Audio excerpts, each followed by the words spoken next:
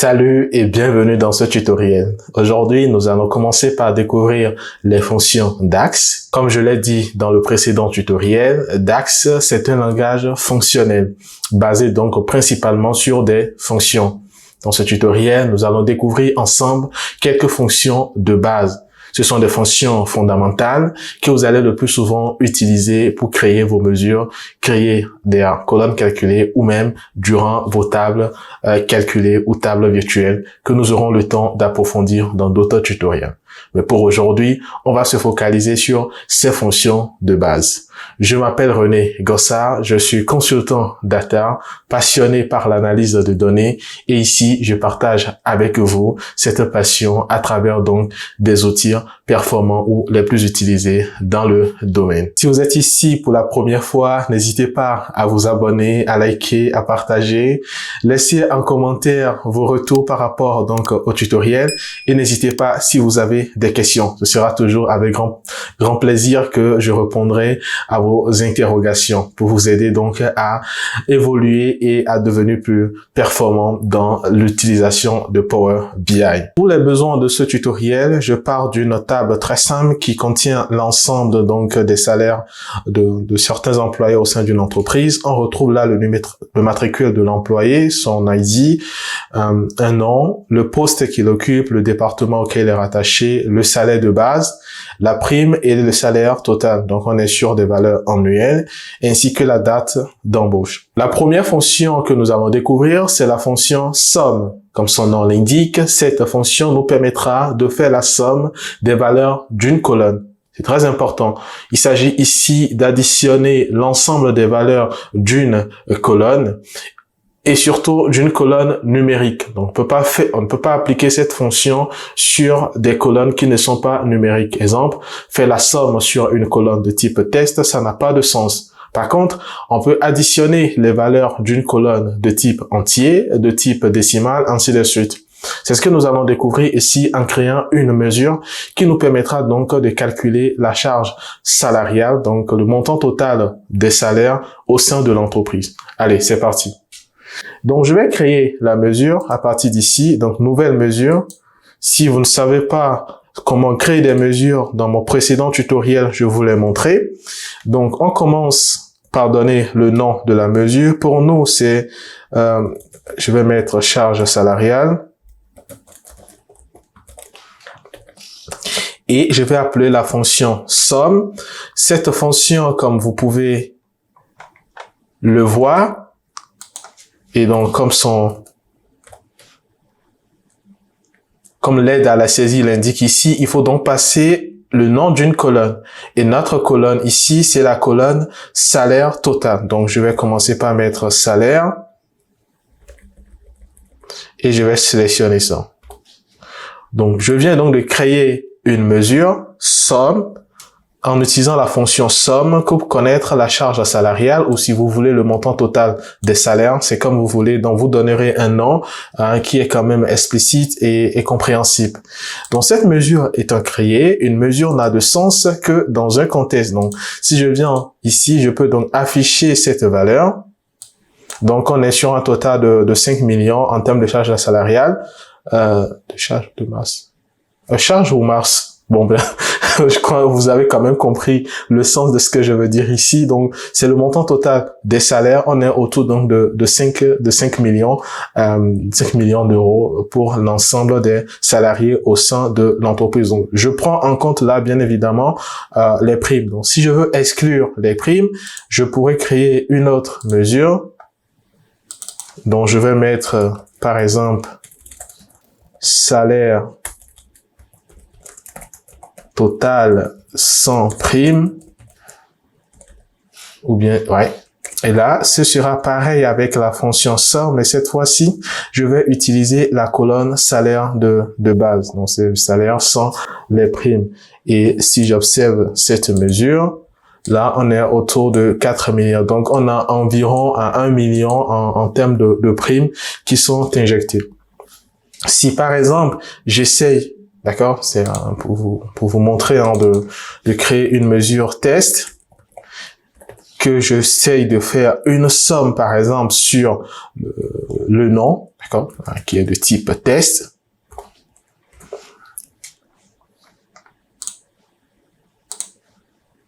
Vous voyez que j'ai une erreur quand j'essaie donc d'afficher le résultat. Un conseil, lors de la phase de transformation de vos données, assurez-vous que les colonnes qui seront en fait soumises à des calculs de type somme ou autre soient de type entier ou de type décimal. C'est important, sinon vous aurez des erreurs durant vos calculs. La deuxième fonction que nous allons découvrir, c'est la fonction average, qui nous permet de calculer la moyenne.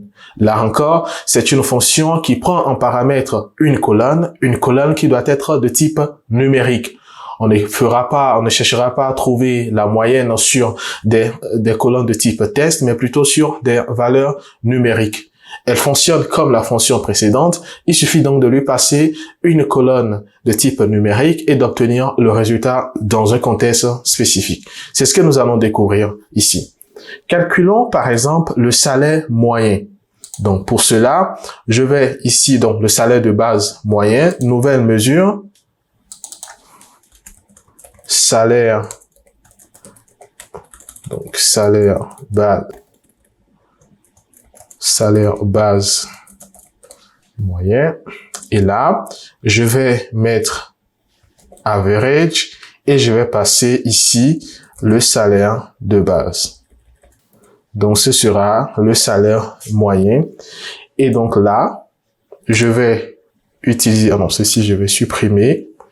Et je vais utiliser à nouveau, donc, notre salaire. La mesure se trouve ici. Donc, on est autour d'un salaire moyen de 44 000, 44 000 à l'année. Bon, c'est plutôt pas mal. On peut chercher également à calculer la prime moyenne. Donc, nouvelle mesure. Donc, prime moyenne. Et là, pareil, average, et je vais passer un seul paramètre en utilisant la colonne prime. Si je l'affiche, on est sur une prime moyenne de 5 000, d'accord, au niveau de ces données. Et si on voudrait connaître le salaire minimal, le salaire le plus petit au sein de l'entreprise, quelle fonction allons-nous utiliser? Eh bien, c'est la fonction min. Cette fonction qui va prendre en paramètre une colonne et qui va nous retourner tout simplement la valeur minimale. Découvrons cela. Donc, je vais créer ici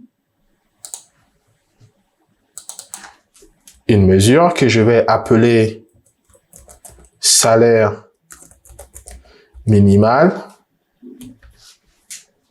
Donc, je vais l'agrandir. OK. Et je vais appeler la fonction min. Une colonne. Là, je vais passer la colonne salaire de base. Je vais réduire comme ça. OK. Salaire.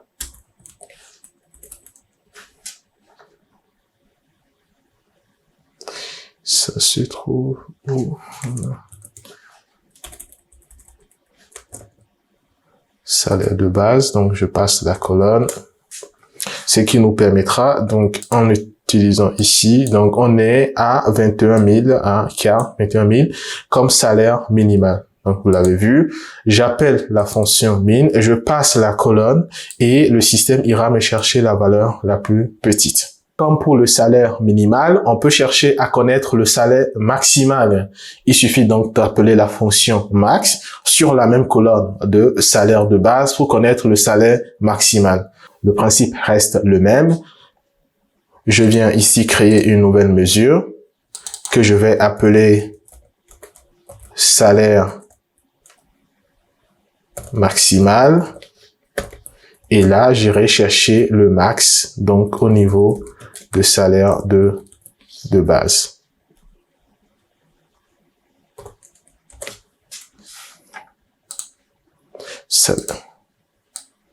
Donc, le salaire maximal est de 75 000, alors que le salaire minimal est de 21 000. Contrairement aux fonctions somme et average qui nécessitent des colonnes de type numérique, type entier ou type décimal, les fonctions min et max ne sont pas soumises à cette contrainte.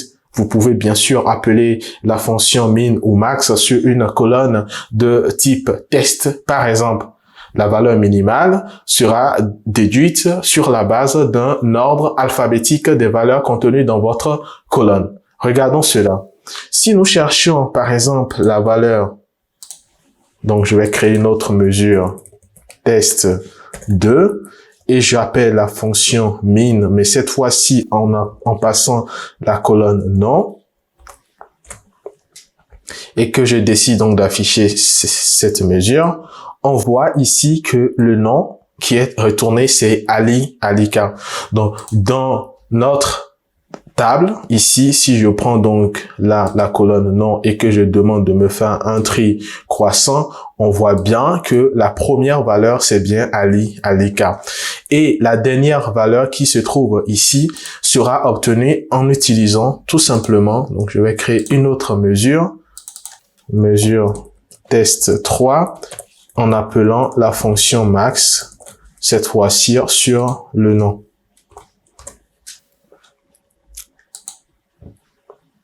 Donc,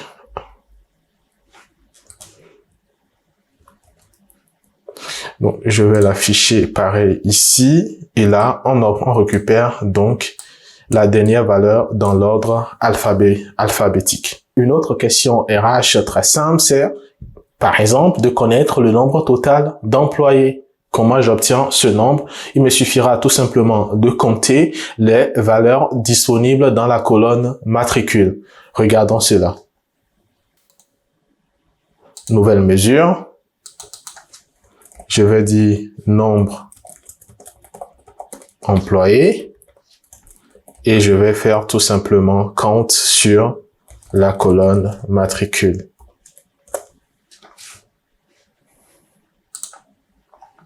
Si j'affiche la valeur, on voit ici qu'on a 100 employés. La fonction compte reçoit donc une colonne en paramètres et va nous retourner le nombre de valeurs disponibles. Mais cette fonction a des variantes et nous allons les découvrir dans le prochain tutoriel. Raison de plus donc pour vous abonner et rester connecté pour ne rien manquer. Vous avez suivi ce tutoriel jusqu'à ce niveau, eh bien bravo. Pour vous encourager à aller plus loin et approfondir donc tout ce que nous avons vu jusqu'à présent, voici une question RH qui pourrait vous intéresser. Quelle est la première date d'embauche au sein de cette entreprise? Utilisez donc le dataset, donc la source de données que je vous mettrai en description. Reprenez donc le chargement de ces données dans un projet Power BI, testez et trouvez la réponse à cette question. Mettez la réponse en commentaire. À très bientôt donc pour un nouveau tutoriel sur la chaîne.